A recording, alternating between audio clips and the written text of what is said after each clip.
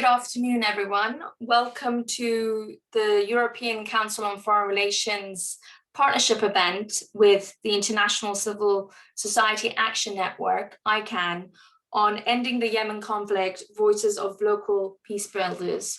We are delighted to be joined by some brilliant voices who are working on the ground in Yemen on local peace building efforts, particularly at a time when, unfortunately, the conflict is drawing into its 7th year.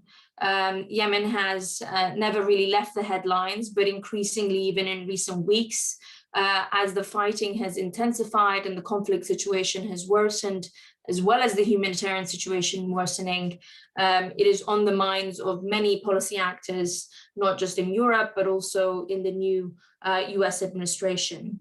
We wanted to mark this week, particularly with International Women's Day, having just passed yesterday, to look at particularly how women leaders are undertaking activities on the ground in Yemen to ease the conflict situation, promote accountability, and unlock some of the hurdles that we're seeing on the political track with very local grassroots-driven initiative. So to help us unpack these issues, we are joined by a great host of voices who are working on the Yemen file. Let me just very briefly introduce them all, and you can find more information both on our website and on our Twitter pages, which is promoting this event. We have with us Mona Lokman, the Executive Director for Food for Humanity. We're also delighted to be joined by Rasha Jarhum, the founder and director for Peace Track Initiative. We will shortly be also joined by Radhya Al-Mutawakel, who's the co-founder and chairperson of the Mwatana Center for Human Rights. And finally, our partner for this event from ICANN, Helena Gromberg, who's the program director for the Better Peace Initiative at the center. So a quick word on housekeeping. This is a public event. It's a on the record event and will be available to be viewed online later. For those of us who are joining us on Zoom, please feel free to use the Q&A function at the bottom of your screen to feed in questions on a rolling basis, and I can weave those into the conversation. We'd like this to be more of a fluid discussion going forward, so please don't be shy. So let me kick off by bringing in voice their organization is working very actively inside Yemen. Mona, let me come to you first. We have seen a lot of reporting in recent weeks, actually recent years, about the humanitarian context in Yemen. The recent UN efforts for fundraising for AIDS relief in the country fell short of expectations at a time where, unfortunately, many governments who are even involved and engaged in the fighting on the ground in Yemen have scaled back aid. Let me come to you for your perspectives on the importance of the humanitarian response in Yemen, but also please give us some of your thoughts on how your organization is working with particularly Yemeni youth and women inside the country. Over to you, Mana. Thank you. Thank you very much, and thank you for organizing this important event at this sensitive time, where I'm really honored also to share the panel with prominent women peace builders and activists. The situation in Yemen is very dire. It's getting worse by the minute. As you said, 7 years of conflict, but 7 years also of an economy, a complete economy collapse. Many years of people not having their salaries. Aid is not able to enter the cities or the villages and the remote areas where people are trapped between the crossfire. Water is contaminated, and infrastructure for water systems have completely collapsed. So basically, the whole infrastructure of Yemen has either been hit by an airstrike or shelling, or by complete unfunctioning governmental systems. So in a context like this, where we are facing snipers, landmines, airstrikes, and so many different factions that we can't even count them anymore, in a situation like this, you can only rely really on the locals to be able to organize themselves to provide food, aid, water, and emergency relief. Now, this brings us to really how we had already initiated our organization, where I was trapped in the crossfire, and I was seeing other families who were really in dire need of aid. And this was in the city of Taz, which after 5 years is still besieged until date. What we did is that we started to mobilize the young people, the young youth, and try to prevent them from joining the battles on one hand, and also providing humanitarian aid in an attempt to really restore the humanity and ethics of the social fabric also. So that was also one of our goals. And it worked. It was very difficult because everybody was mobilizing everybody to be part of the battlefields or part of the political divide. And but we managed to gain at least 100 young people who joined us. And this is how we started. We then became a full foundation. Over the past years, we have seen so many horrific incidents and cases that are really beyond description. For instance, people are taking their own lives now because they cannot provide for their own families. We've seen professors selling their books, begging in the streets. These are people who are like deans of universities because they haven't had their salaries for so many years. So there are so many untold stories, and there's so much suffering in Yemen that cannot really be described. And it's not really in the media.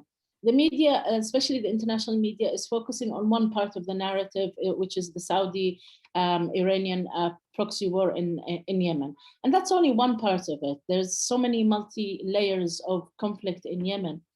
And really the women who are facing and responding to the deadly situation.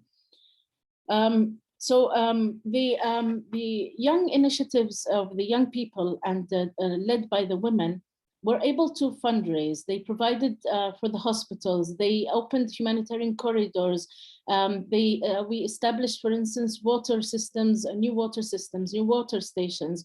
We tried to bring in holistic approaches. For instance, near the water station, we also rehabilitated a school, and now we have 300 young girls in that school. We're also making an agricultural project right next to that school so that people can revive their livelihoods instead of joining the battlefields. There is so much money coming in for people to fight, but there is not enough money to come in that is coming in for livelihoods and humanitarian aid. And even that humanitarian aid, much of it is being obstructed and being sold in the black market. And that's, I think, one of the causes that some of the donors, unfortunately, have chosen justifiably to refrain from supporting more. And that's not really, I mean, when you come to see the cost of bombs and the cost of the warfare, it's nothing compared to the needs of the people. I mean, it costs so much to run all the warfare. But when it comes to supporting the people who are starving families in Yemen, unfortunately, we are told that there isn't enough money for that. As you know, in Yemen and around the world, in any emergency, the first people to respond and give life-saving help, and we've seen this in COVID-19 around the world, the pandemic, the respondents were really mainly the women. In the latest flash floods in Yemen also, the urgent response was by the women. These women, either in an organized manner or on their own initiatives, are the ones who are in the front lines. But they're not only providing humanitarian aid, they're also calling for ceasefires. They are trying to mediate between the armed groups so that they can, for instance, I mediated between some of the armed groups to release some of the children who were trapped between the crossfire. They were orphans, 70 of them, and we couldn't get them out, and we had to mediate from one armed group to the other. So, and this is on a daily basis. It's not a one incident thing. It's on a daily basis. We have to face this because the conflict on the ground is so deadly.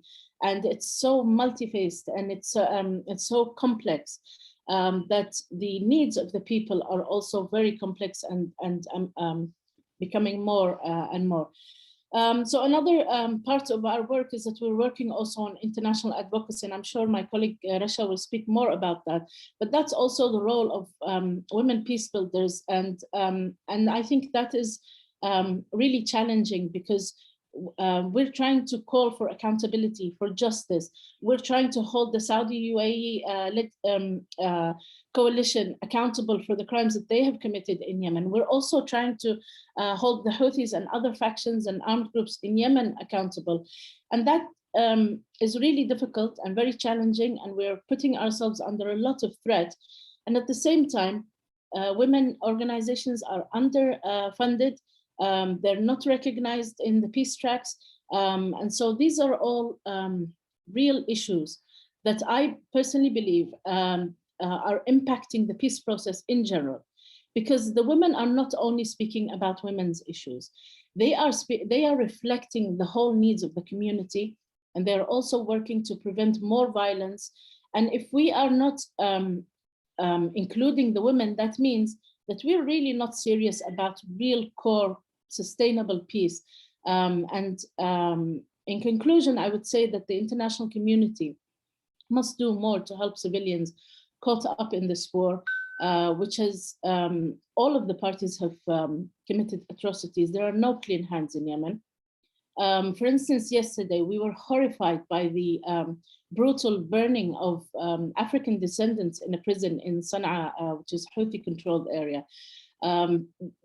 Tens of people have been burned there. We don't know what the cause of the fire was, but this is something that has been shocking for us. 2 months ago, nearly 2 months ago, we were also horrified by what happened in a civilian airport, the only airport which is open in Yemen, in Aden, where the missiles were hit by the Houthis over there. In Marib, we're seeing escalations. This city has 2 million people there, and who have fled other cities, fled the war, and resided in Marib. Now the Houthis are escalating there. So we're really having so many issues, and there's no accountability, no justice for perpetrators. And at the same time, we have a peace process that is excluding everybody and just keeping and rewarding the warring parties. So other factions are also now taking up arms. So in conclusion, I would say that we urge the international community to join hands with us to push for an inclusive, comprehensive, and accountable peace process that centers women, girls, youth, and civil society in a meaningful way across all diplomatic tracks as mediators, negotiators, witnesses, observers, in security and monitoring. The process that we— Mona, can I just stop you there, because we're going to come back to this whole question of how do we do that based on the very clear policy position you laid out. But let me come back to you on that question of how we build in more inclusion for women and youth in the peace track once we've heard a bit more about the local dynamics. Thank you so much. And I think the message that really resonated with me from what you said is that there is, money flooding into the country for the fighting, but not enough for livelihood and peace building efforts. You also talked at the end about the lack of accountability. So let me, on that note, go to Radhya, if I may. Radhya, welcome. We did introduce you prior at the beginning of this session, so glad that you could join us. Let me come to you to unpack some of your efforts on the ground, particularly in terms of defending the civic space and the human rights advocacy work that you're doing on the ground. So please share your insights with us on that front. Thank you. Thank you. I'm glad to be with all of you. I will pick from what Mona said about accountability. I'll repeat something that I always say, that Yemen, even during the war, Yemen doesn't have to be the worst humanitarian crisis in the world. It happened only because of the huge lack of accountability. So parties to the conflict, they don't care. So most of the violations, if not all, are very preventable. Many of the incidents, whether they are airstrikes by the Saudi military coalition or ground shelling by Houthis and other groups, landmines by Houthis, and other kind of violations, we couldn't even find in many of them even a military target. Besides the very various types of violations that Muna said, that it's very difficult to count all of them. So they don't care because they trust impunity more than anything else. From here, we in Mwatana started to work in the ground, and I can't call Mwatana a women NGO. We are men and women. We are a team of about 100 men and women all over Yemen. 52 of our team are women, but we still have the other half, which are men. So we thought that one of the main things that we can do in the ground and make different is to document the violations, because information is a power. And we think that we have to build a human rights memory. So that's why we have a big field research in the ground. But as Muna also said, the war in Yemen has many lyrics. So the war in Yemen is not only local, it's not only regional, it's local, regional, and also have an international dimension. So we document and then we publish, and then we do our advocacy work internationally. We started to document at the beginning for advocacy work in order to protect civilians, and also it is our way to push for peace, because we think that showing the price of the war will automatically push for peace. And then after years of the war, we have discovered that advocacy is not enough. There should be a work on accountability. When I talk about accountability, I mean criminal accountability, criminal international accountability. So we started to document not for advocacy, but also for accountability. And we started to search what are the international mechanisms for accountability that are available and can be used. I will be honest with you that we were very surprised that we have discovered that the whole world is designed in a way that enhances impunity more than accountability. But we know that this is not destiny, it can be changed. So we started digging in the wall. We have, for example, with our international partners like ECCHR, with Redis Ammo, filed a complaint in Italy regarding one of the incidents where we could find an Italian-made weapon. We submitted a communication to the ICC, but also regarding the weapons. But we were thinking, what is the mechanism for accountability that it can target all parties to the conflict, local, regional, and those who are participating by selling weapons, for example. That's why we've started to call for referring the Yemen situation to the ICC. It's one of the things that can it's available and need pressure in order to be happened. And because today we are talking about peace, also our view in Mwatana and approach that accountability is not only for justice, it's our way to push for peace, and it is the way to maintain peace. So if there is any kind of accountability, it will just make parties to the conflict weaker in facing their violations and to continue the war in general. But if we have any peace in the future, I hope so, then accountability will maintain this peace. And if it happened that the war came again in Yemen for any reason, at least parties to the conflict will not be this aggressive if they knew that they will be held accountable for the violations they are doing against civilians. So I don't think that accountability should be part of the negotiations process. It will complicate it. It shouldn't be in the table. And in the political agreement, there should be a mention of accountability. There shouldn't be any kind of impunity. But accountability work is not only through the peace process. Accountability work is in parallel with the peace process, with using a different international mechanisms that can push on parties to the conflict with not going to the dilemma that accountability will complicate peace process.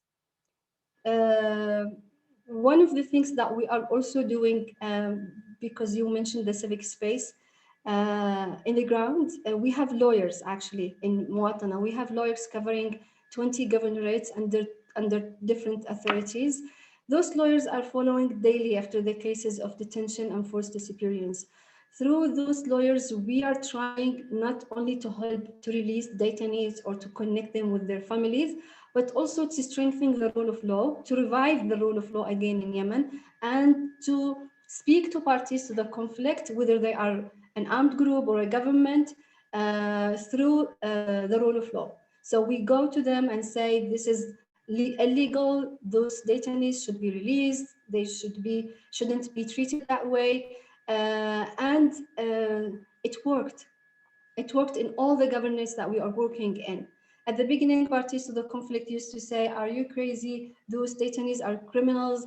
And then with the time, they started to understand what is the procedural justice and what does it mean that away from being innocent or not, those people have rights and you cannot detain them or forcibly disappear them outside of the law. So it's the way that to remind ourselves, to remind victims, and to remind parties to the conflict that the rule of law is the thing that is control us and should control us and should control our attitude. It is one of the things that we're really proud that we could do. And in Yemen, there is a balance of weakness between all parties to the conflict. So if you are working seriously in an independent way, then you can have your space in the ground and you can still make difference in spite of the fact that the civic space in Yemen is shrinking because of parties to the conflict all over the world. But we still have nothing to do except fighting for this space. If I lose my existence in the ground, then I will not be able to do anything regarding advocacy or accountability or helping to end the war in Yemen. My strength is being in the ground all over Yemen, and I hope I will never use it as Mwatana, as Mwatana NGO. And we keep saying that our partners should help us in pushing for keeping the civic space. Thank you very much, Radhya. Let me ask you a quick follow-up. It's part of some of the questions that are being posed to us at the moment. So, two things that really stuck out for me from what you said is, showing the price of war could push for peace, and add to that accountability at an international level for various parties involved. How confident are you that that issue of accountability, particularly at an international level, is having an impact on the calculations of some of the key parties to this conflict, including the Saudi-led coalition and the Houthi forces? Particularly, I don't want to draw a complete comparison, but we've seen some of this move on the Syria file, for example, on creating international accountability for human rights violations in the conflict there. Do you sense that these are slight wake-up calls for these parties, or are they going to completely disregard, for example, any findings from the ICC or other criminal accountability that may come their way in the future? Ili, this is how I pronounce your name, Ili? Yes. We can take one example to see the influence of any independent pressure on parties to the conflict, which is the GEE, the Group of Eminent Experts. It is the independent investigation that came out from the Human Rights Council. The reports of the GEE is taken seriously from all parties to the conflict, including armed groups like Houthis. We know that all parties to the conflict didn't stop their violations against civilians, but this is because it's the work in this field, it's still limited. It's not. Whenever it gets stronger, its impact will be stronger. So it's We have to use it to the maximum until to decide whether it will influence or not. Until now, it's not even used to the minimum, even in Syria. In Syria, until now, they have triple IM, which is not an accountability mechanism. It's still for investigation and building files, but still there is no accountability mechanism. The only accountability mechanism that used that was the universal jurisdiction, and it succeeds to hold some of these violators accountable. And it's a very strong message regarding torture. When it comes to Yemen, the universal jurisdiction is more complicated because there is no Yemeni diaspora in Europe. It's different than Syria. But until now, you know, even the word accountability and using it a lot is still new, not only in Yemen, but internationally. I trust not the states, I trust the work from civil society, media platforms, individuals, parliaments in different states that are pushing for a balanced, independent accountability to be happened. It has not been used until now to the way that has its real impact, but all the things that has been used until now has impact. Very limited, but has impact. If we as a local NGO with some pressure locally can release hundreds of detainees, then you can imagine if there is a serious pressure internationally, it will do much more than this. Thank you very much, Radhya. And I'm going to come back to you on a couple of questions on the global perspective at the end. Rasha, let me come to you to help us understand a little bit more about your work in supporting the inclusion and protection of women on the ground in the conflict. Would love to hear a bit more on terms of what your activities are on the ground there. Thank you. Over to you, Rasha. Thank you so much, Eli. Actually, today I am here with you physically, but my heart is with the women in Aden because we have organized a protest, a peaceful demonstration to call for equal citizenship, and also to launch a year-long campaign, which we call it Year for Women, to support our rights during the year and setting up priorities for the government to try to realize these priorities. This protest is also being broadcasted online. We are organizing a virtual protest, which is basically in parallel with the protest that is in Yemen. And we have reached this level, as you know, Yemen, even before the war, was spoken about as the worst country for a woman to live in. We have the violence against women is embedded in the laws and discriminative laws and institutions, and also in negative social norms that discriminate against women. The war today has made violations and abuses against women and girls reach a level that we have never witnessed before. Yemeni women are targeted in their homes, in their schools, in the markets, in hospitals, in their farms, and Yemeni women, political leaders and activists and humanitarian workers and peace builders are also targeted for their work in public life. They are detained, they are tortured, they are raped. These tools have been used most particularly by the Houthis, who have targeted the women and girls who oppose them. But sexual and gender-based violence has been a tool of war that is being used by all parties, including against migrant women and Yemeni women. Our work in the Peace Track Initiative, we have decided that the women are feeling the brunt of the war, but are extremely excluded from the peace process. So we have focused on three main issues. The first issue is supporting the inclusion of women in the three diplomatic tracks. In the first track, we try to have lobby meetings with the different negotiating parties and push for them to include women. When that doesn't happen, we try to send independent delegations on the sidelines of the talks.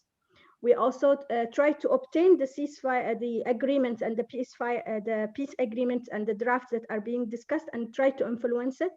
Unfortunately, whenever we ask it in a formal way, we are not giving the agreement. So we always get it through informal ways, and then we influence the process. And at one point, we decided to actually share the joint declaration, which is the ceasefire agreement developed by the UN Envoy Office. We decided to share it publicly, and we put our comments after we also consulted with women. And this was the first time our comments has been taken seriously and reflected in the second draft. This is to bring the issue of accountability. We need to push for an inclusive, transparent, and accountable peace process. The Yemeni people need to know what is the content of the peace process that is being developed, that is going to shape their lives. And we as women have the right to be in that space and influence it. We also support women's participation in Track 2 initiatives, in Track 2 diplomacy. We hold our own Track 2 meetings and consultations with women groups, and we focus on the topics that are currently being discussed in the peace process, but also what the women think should be a priority. So we heard so many times from the women that the issue of releasing the detainees, the prisoners exchange process that is happening by the UN is allowing the Houthis to use arbitrarily detained civilians in the exchange of prisoners. This amounts to hostage taking instead of real prisoners exchange. So we have heard this from the women since the negotiations about prisoners exchange happened, but because the women are absent from that kind of process of negotiation, their concerns and alarms were ignored. The other issue is actually addressing sexual and gender-based violence. In the peace process, what we notice is the UN is working in silos. We have so many mechanisms, so we have so many missions, we have so many entities and groups and panel of experts, but they don't work in together. So now we know the group of eminent experts and the panel of experts on sanctions have already reported on sexual and gender-based violence, and made it, and they have very recently also included a perpetrator of these crimes in the sanction list, which is a big win for us in Yemen. But this issue is also not addressed in the peace process itself, in the negotiations issue. These issues need to be prioritized. The parties need to refrain from using this as a type of weapon against women and girls and children. They have to make sure that they immediately release those who are arbitrarily detained. Talking also about the Track 3 diplomatic level, which is at the community level, we support the Women Solidarity Network, which is a network of over 300 Yemeni women inside and outside the country. And we try to support them through technical support. So our members are working in different peace building initiatives. Muna is an example. She shared her a great work. We have other women who are working on releasing the detainees, like the mothers of abductees, who were able to free almost 1,000 arbitrarily detained civilians. We have also women working to address child recruitment, and women who also negotiated local ceasefires to send buses to evacuate families and bring humanitarian aid to trapped families as well. So we try to support them technically by linking them with donors, also by linking them with human rights mechanisms, and we try to get them sometimes a fund, but it is usually Track 3 initiatives are the most least funded, and also the protection programs are very underfunded. So the other thing, as I said, we work on protection.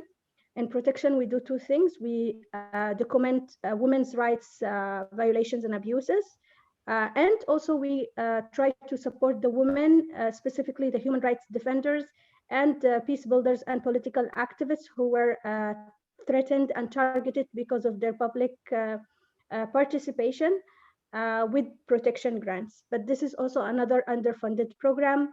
that we are facing a lot of challenges to secure. And sometimes now the funding that is for human rights defenders is conditional.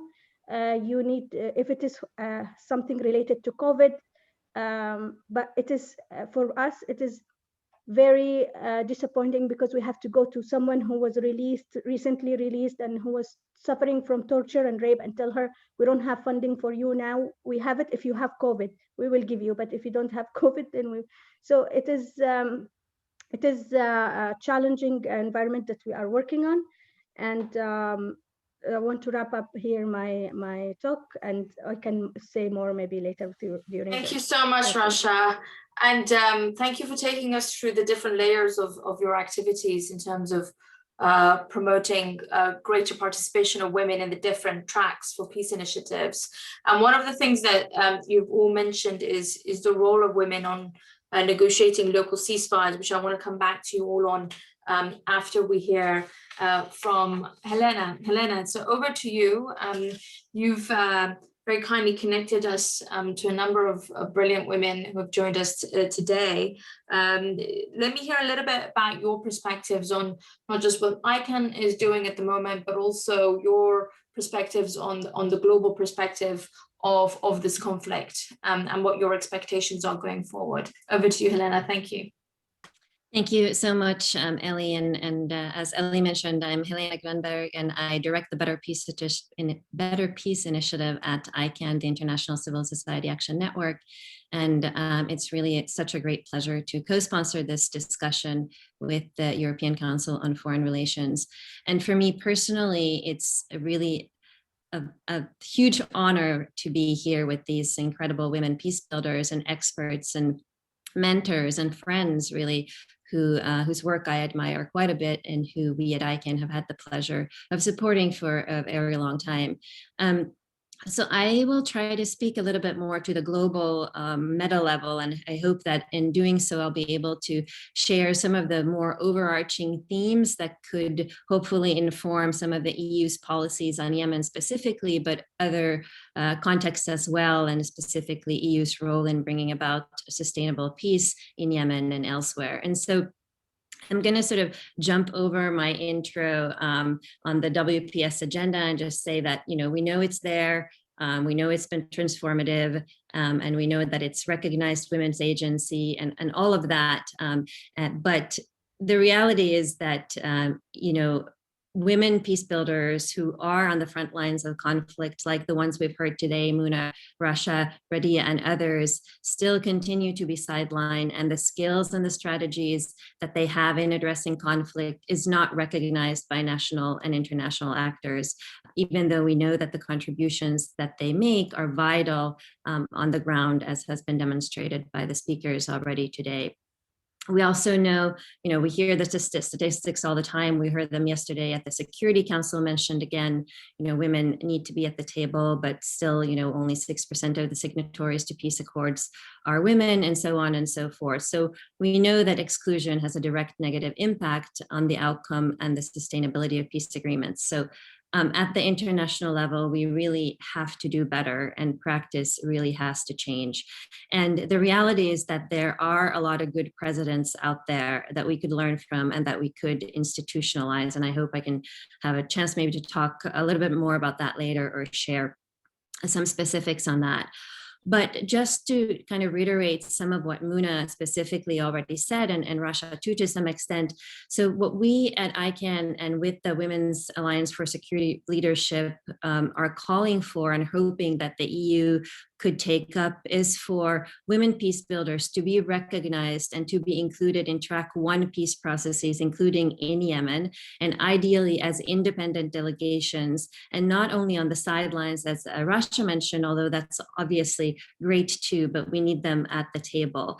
And again, we're calling for the recognition and inclusion of women peace builders specifically because talking only about women sort of in this overarching category without specifying which women we are talking about has also previously led to a call that the warring parties should include women in the existing negotiation teams which, while is very necessary and important, is clearly not enough, as has also been demonstrated today. Part of the reason being that not every woman is a peace builder or representative of the communities whose futures are being discussed at the negotiation table. So, I think, we've heard there are these mechanisms that are in place in various places, like, women's advisory boards, civil society support rooms, and other things. And they're good mechanisms to have, but again, they're not replacement for direct engagement. So we need women peace builders specifically in all their diversity at the table. And I want to say just a couple of more words about why we're focusing specifically on this recognition that Muna also mentioned, and why this recognition of peace builders, a women peace builder, is integral to inclusion.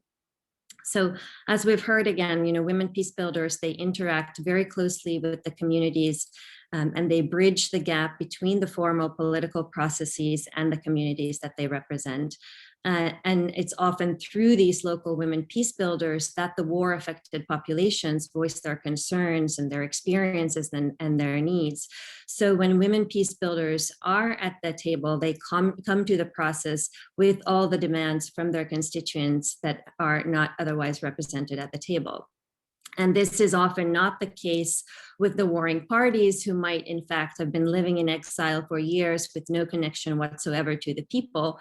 And often in a peace process, there's this idea or assumption of a herding stalemate, but the reality is that warring parties oftentimes are not herding at all. So again, the process needs to include those who are speaking on behalf of those who are actually herding, and needs to include those who have taken upon themselves the responsibility to act and speak and advocate for those who cannot do that. So those like Muna, like Rasha, like Radhya.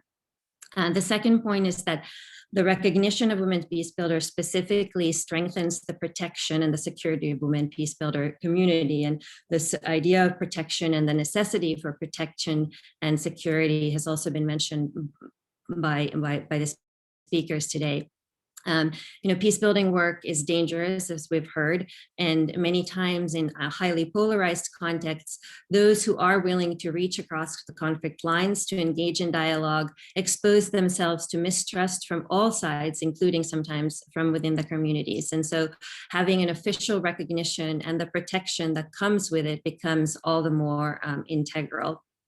And then from sort of a normative standpoint, inclusivity is by now international law, and it's increasingly also national law. And in the US, where I'm currently based, one of the few, I should say, good things that we have here is the Women, Peace and Security Act, which was signed into law in 2017, and it stipulates the US to promote meaningful participation of women in mediation and in where they engage. And so enshrining these laws or these policies into laws becomes really important, and is also something that I think the EU could take up. So I think I'll just conclude by saying that, the inclusion of women peace builders comprises, several aspects, and I want to include in that, ensuring that they're safe and protected, that they are appreciated and recognized for the work that they do, and that they are resourced for the work that they do, and they are resourced enough so that they continue to do this critical work. And I'm happy to talk more about the funding aspects and the necessity of that if I have a chance. But I'll stop there for now and look forward to a discussion. Thank you very much, Helena, also for creating a great platform to look at the role, particularly of European actors in this context. Muna, let me come to you, because you also finished by making a plea for the international community to take more action on more inclusive peace-building tracks on Yemen. Do you have any priority lists in mind that particularly for European actors, European governments, and the European Union, for example, could take on board, whereas they're looking at their approach on Yemen. And also I'll just add a second question from our audience, which is, you talked about a lot of the projects you have on the ground in agriculture, schools, rehabilitation. Do you think that there is a need to boost economic development projects as a way of promoting coexistence, particularly in different in areas that are controlled by different parties to this conflict? So those questions over to you before we move on. Thank you. Thank you, Ellie. And first of all, I would like to just really sincerely thank ICANN for giving us a great platform and for their continuous support for Yemeni and women around the world, peace builders, and specifically Sanam Anderlini, Senator Mobina, who I'm proud that she has joined us also, and Helena and the ICANN team. Thank you. And also, I would also like to thank Madri. These are two organizations who I think that we should all learn from the model that they are providing and how they are supporting women-led organizations on the ground. I will start with, first of all, how can we all work together to end the suffering of the Yemeni people? I think there's a lot to be done. I think that we can first start by relieving some of the suffering on the ground, releasing some of the salaries, the economy. These are really initial priorities for the Yemeni people. People are joining more and more the battles. Young children are also joining, and many of them are forced to join battles especially by the Houthi group, but also in terms of need, and the poverty levels are so high. Another point is that to stop providing more proliferation of arms to armed groups, and specifically to the warring parties, the Saudis, the Emiratis, the Iranians, all of them have to have an international strategy to start. So we, as we've said in the discussion, we have a multi-layer. We have the international part, and we have the regional part, and then we have the local dynamics on the ground. So at least we need to work on the international part, and that's currently it's starting to move in the right direction.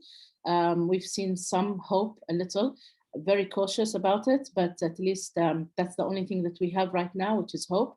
We've seen some work by the Biden administration, and yeah, we hope that works, but that's not enough. We also need to work on the accountability. Again, I'm sorry, Radhya, but I also believe that the accountability should start from now, not only afterwards. People need justice. They don't only need peace. A peace agreement is not what we want, and it's not what we need in Yemen. And it will only be just, as our friend Nadwa Dosari calls it, she's an expert on Yemen analysis, and she always calls it that it will only be a Western win as a peace agreement, but it will not bring safety to the communities in Yemen who are facing shelling and facing armed groups and escalation. And just imagine just going to fetch water and you have to go by the landmines and your snipe and all of that. So this is another point. Going back to the question on the livelihoods, the economy, of course, this is so important right now. Every year, we see billions of money coming into Yemen, billions of dollars, but we don't really see the impact and efficiency. People are still starving to death. The cost of humanitarian operations in Yemen are much higher than the actual aid that is coming into Yemen. We understand the conflict, we understand how difficult it is and how the costs are, but this isn't efficient. The same actions will only bring the same results. The whole humanitarian operation in Yemen needs to be restructured, and it needs to have a gendered lens and to be more partnered with the grassroots organizations. I've seen personally how livelihoods have changed people's lives, how they have refrained from violence. For instance, in one of the villages where we set up recently a water station in Mawia, people have refrained from violence. They were fighting. It was an armed conflict. They've stopped fighting now. They're trying to organize how They will manage the piece of land and agriculture that we have provided for them. So peace can happen in Yemen, but we really need to start addressing the underlying causes. The narrative has to change. We need to understand how this really started. And I think that is really something that is the most priority for me right now, is to actually see a change in the narrative and addressing the underlying causes. And to just go back to the last and most important, or one of the most important recommendations, is the inclusivity, the inclusivity. People feel excluded, and especially after having for so many months an inclusive process which was so successful. Of course, it had some pitfalls, but the NDC, the National Dialogue, was a success. It was admired and supported by the whole world. And I'm not saying that we should go back to the same strategy, but at least we need to revisit it and see what was successful. And the main factor of that was the inclusivity. Everybody was there, marginalized groups, women, youth, the Southerners, everybody was in there. Right now, we have an old school type of peace process where it's limited to 2 warring parties and a battlefield, and that's it. This is not working in Yemen, and it's prolonging the suffering, and it's contributing to more violence. Thank you. Thank you very much, Muna. Radhya, let me come to you with another question from our audience, specifically on the role that European governments and actors can play in protecting human rights defenders working on the ground across the different held territories in Yemen. Are there specific suggestions you have for governments that are looking to boost, for example, their funding to these sorts of organizations? Over to you. Yeah, thank you. First, I want to clarify that I didn't say that we shall wait for accountability after the peace. I said now, and we are already working in accountability since 2 years, actually. And I said criminal accountability. I said just don't to put it in the peace table, so it's gonna be more complicated. It should be separated, and now, and even before now.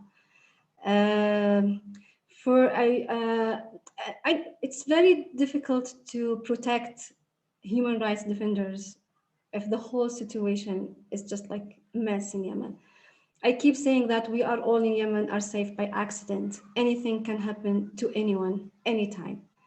So the only way to protect civilians, including journalists and human rights defenders, is to stop the war in Yemen, and also to push in parties to the conflict to respect the international humanitarian law and the international law for human rights. So again, it's going to be accountability. European countries can do a lot when it comes to accountability. They did, many of them, they did a great work in order to push for the group of eminent experts. And we hope that we will together continue our battle to strengthen the mandate of the GE and also to create IIIM. And also, I don't know, I hope that international NGOs, especially those in Europe, will help us to know how to use the universal jurisdiction for accountability in Yemen.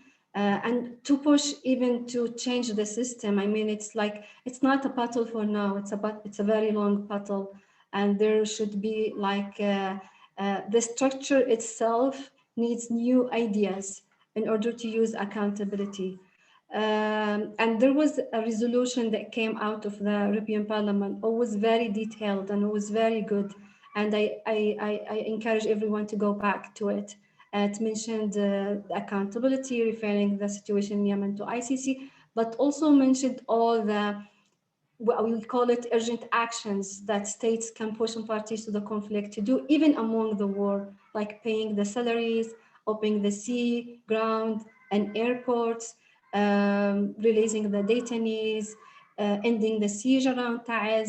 There are many things that can happen in order to make the situation less miserable, even among the war. Those things needs pressure. What else than pressure? It's nothing else. It's when I say pressure, I mean independent, balanced pressure on all parties to the conflict. Whenever there is pressure on only one party to the conflict, it lose its impact and it lose its value, and it became political more than human rights. So a balanced, independent pressure on all parties to the conflict can save many Yemenis, many civilians, including human rights defenders and journalists. Thank you very much, Radhya. Radhya, let me come to you again with another question that has been posed. There are a number of European governments that have been strong supporters in a number of conflicts on accountability and human rights issues.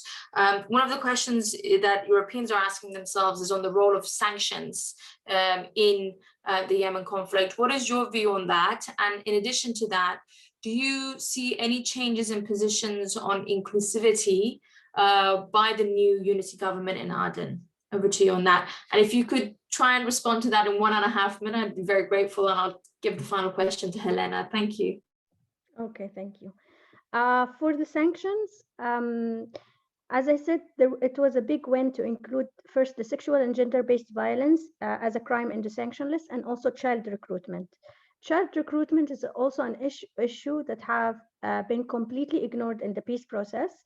It is supposed to be at the heart of the agenda because it's part of the UN's resolution 2216, which is the main framework for this political process. However, it has been completely ignored.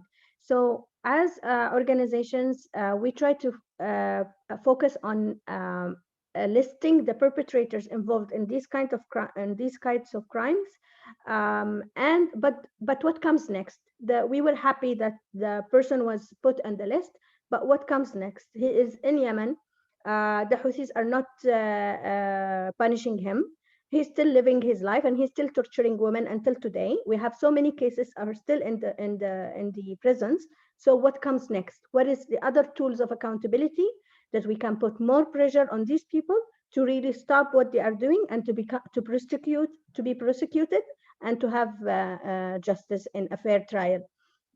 This is what is the big question. In terms of the inclusivity, first, in the peace process, I feel there is big pressure now on the UN itself to have women be involved, but my worry is that they continue to use women as advisors and as on the sidelines in a tokenistic role rather than real meaningful participation. The Women Technical Advisory Group, who are the main UN group formed to provide advice for the UN envoy, were not consulted even in the draft of the ceasefire agreement.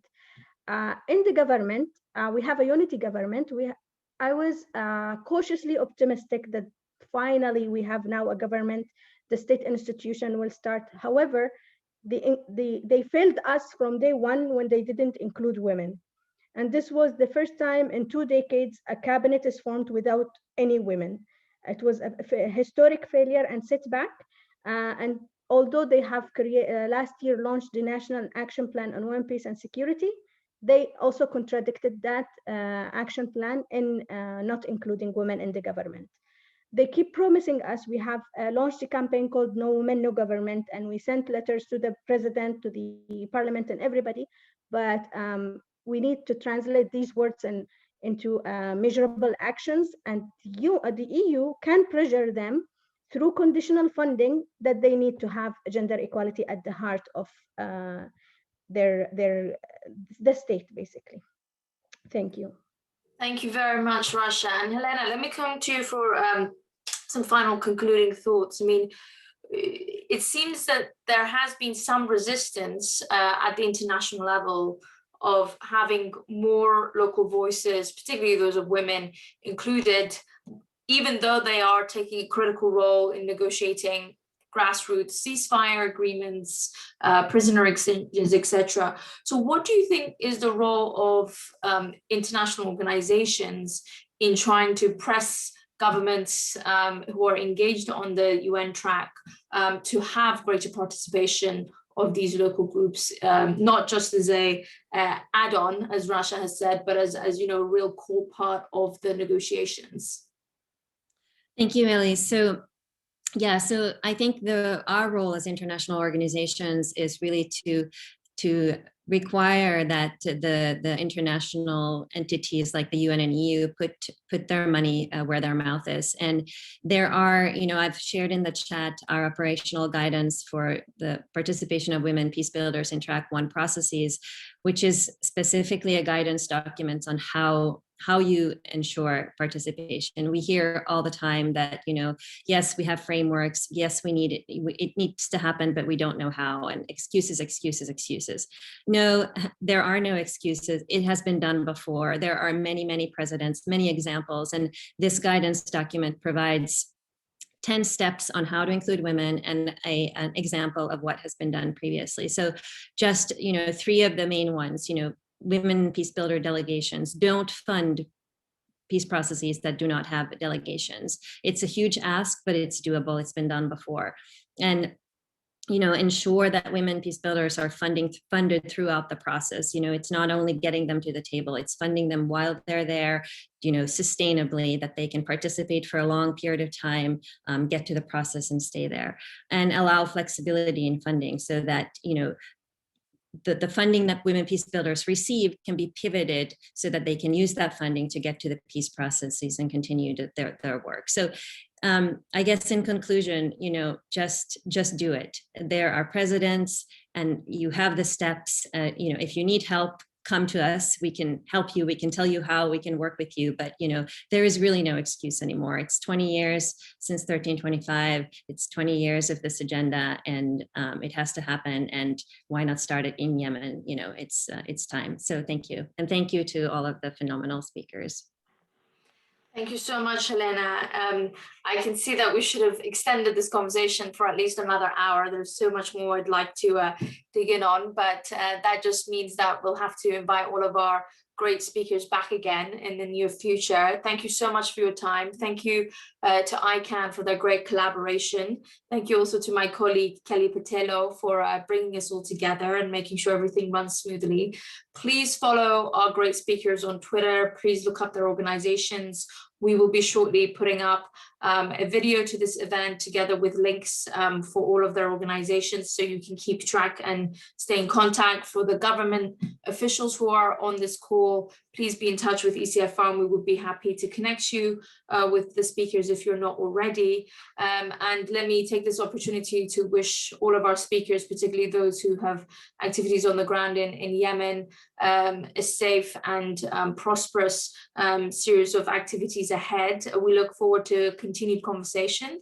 And on that note, let me wish all of the women on this panel a great week to mark International Women's Day. And thank you for all of your efforts. And on that day, have a good day. Thank you for joining us, and see you all soon at ECFR's next event. All the best.